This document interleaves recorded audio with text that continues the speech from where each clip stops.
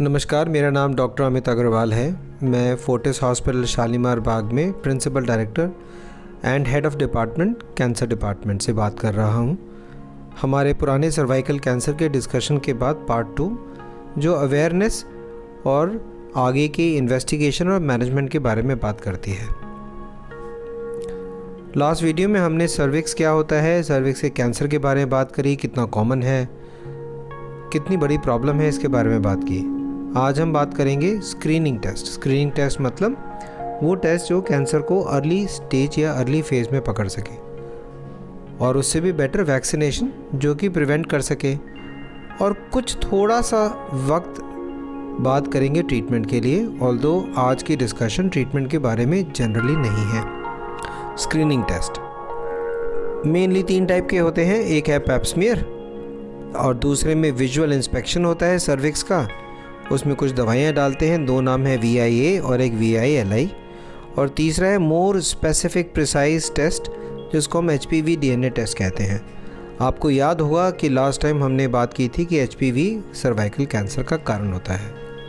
Pipe smear जैसे कि आप इस कार्टून में देख सकते हैं कि हम सर्विक्स के पास तक पहुंच गए हैं और ये एक लकड़ी के स्पैटुला है जो कि सर्विक्स के मुंह पे आ गया है। इसमें से निकले हुए सेल जो कि आप स्लाइड वाले फॉर्म में देख रहे हैं उसको स्प्रेड कर देते हैं। इन सेल्स को माइक्रोस्कोप में चेक करके हम बोल सकते हैं कि कोई कैंसर नहीं है या कैंसर है, या अभी कैंसर बनने की सिचुएशन प्री कैंसरस सिचुएशन हो गई है, और अकॉर्डिंगली आगे की बायोप्सी और ट्रीटमेंट ऑफर की जा सकती है।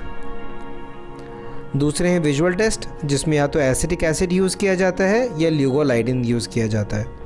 ऐसे एरिया जो क्लियरली नहीं दिखते कि नॉर्मल है या अबनॉर्मल है, अगर हम अंदर एसिटिक एसिड या ल्यूगोलाइडिन लगाते हैं तो हमें आइडिया लग जाता है कि ये कैंसरस एरियाज हैं या नहीं है। इससे भी बेटर एक टेस्ट है HPV DNA टेस्ट, जिसमें यही पेशेंट सेल्स में अगर हम HPV ह्यूमन पैपिलोमा वायरस नाम का DNA टेस्ट करें और अगर ये वायरस मौजूद है तो इससे हमारे कैंसर आगे होने, करंट होने के बारे में ज़्यादा क्लियर आंसर मिलता है। क्या करना चाहिए ये इस बात पर निर्भर करता है कि हमारा एरिया गुड रिसोर्स सेटिंग या लिमिटेड रिसोर्स सेटिंग पे है। हमारी country generally limited resource setting पे होती है, इसलिए हम एसिटिक एसिड का यूज़ करते हैं और अगर पॉसिबल है तो HPV टेस्टिंग का यूज़ करते हैं। जबकि गुड रिसोर्स सेटिंग में जनरली HPV टेस्टिंग रिकमेंडेड है, साथ में साइटोलॉजी भी करनी चाहिए। हम रेकमेंड करते हैं 30 से 65 साल की एज में, क्योंकि रिसोर्सेज कम है, बट वेस्टर्न पॉपुलेशन या गुड रिसोर्स सेटिंग में इन्वेस्टिगेशन 25 साल की एज में शुरू हो जानी चाहिए। Similarly cytology HPV testing good resource setting में और लिमिटेड रिसोर्स सेटिंग में डिफरेंट है। हम लोग ये रेकमेंड करते हैं कि 5 साल में टेस्ट रिपीट होना चाहिए और एक लाइफ टाइम में कम से कम 1 से 3 बार हो जाना चाहिए, जबकि गुड रिसोर्स सेटिंग में ज़्यादा रेगुलरली टेस्टिंग कराई जाती है। मान लीजिए आपने टेस्ट कराया और उसमें पैप टेस्ट या एसिटिक एसिड टेस्ट या ल्यूगोलाइडिन टेस्ट या HPV DNA टेस्ट पॉजिटिव आता है, तो उस केस में एक कोल्पोस्कोपी जो एक स्पेशल माइक्रोस्कोप है और इनर एरिया को डेप्थ पे देखता है और एक बायोप्सी की जा सकती है। बायोप्सी ऑब्वियसली एक फाइनल और एक बेस्ट टेस्ट है आपके डायग्नोसिस के कंप्लीट कंफर्मेशन और कुछ हद तक लोकल स्टेजिंग के लिए। बट इन सबसे कहीं ज़्यादा इंपॉर्टेंट है vaccine prevention. 3 vaccine available approved है। सर्वरिक्स जो अब US मार्केट से निकाल दी गई है, बाइवेलेंट है, 2 टाइप के HPV वायरस को ट्रीट करती है।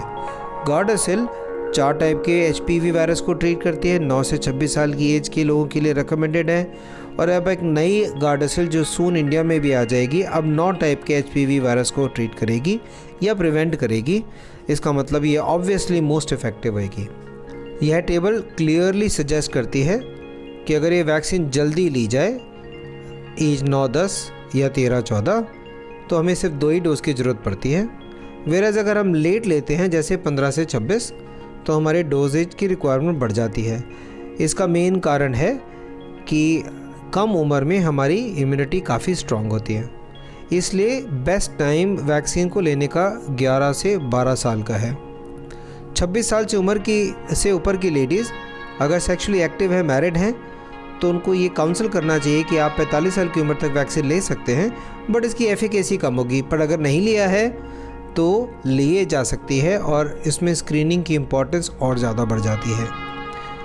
प्रेगनेंसी डिलीवर होने के बाद वैक्सीन दी जा सकती है क्योंकि दूध में सिक्रीट नहीं होती है, इसलिए ब्रेस्ट फीडिंग वुमेन को दी जा सकती है, पर प्रेगनेंसी के दौरान ये वैक्सीन नहीं ली जा सकती है।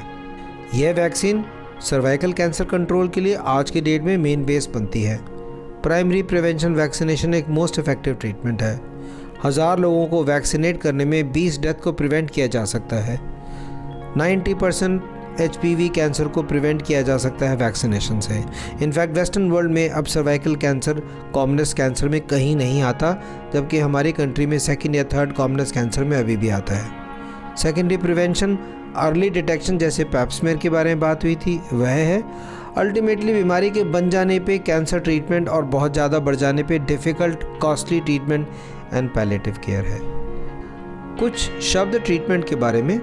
जब lesion pre cancerous very early cancer होता है तो हम सर्विक्स या पार्ट ऑफ सर्विक्स को निकालते हैं। कम छोटी सर्जरी करनी पड़ती है, सेफ़ और काफ़ी इफ़ेक्टिव है, जैसे क्रायो से सर्जरी या इलेक्ट्रोसर्जिकल एक्सीजन।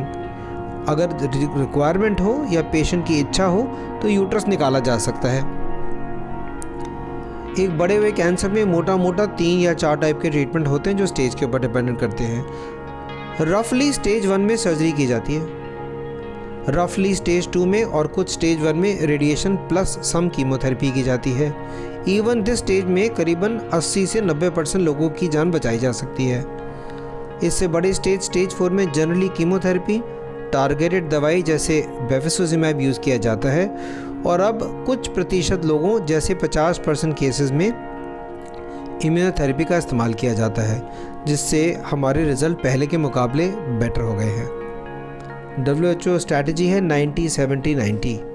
90% लोगों को 90% गर्ल्स को 15 साल तक HPV वैक्सीन होनी चाहिए।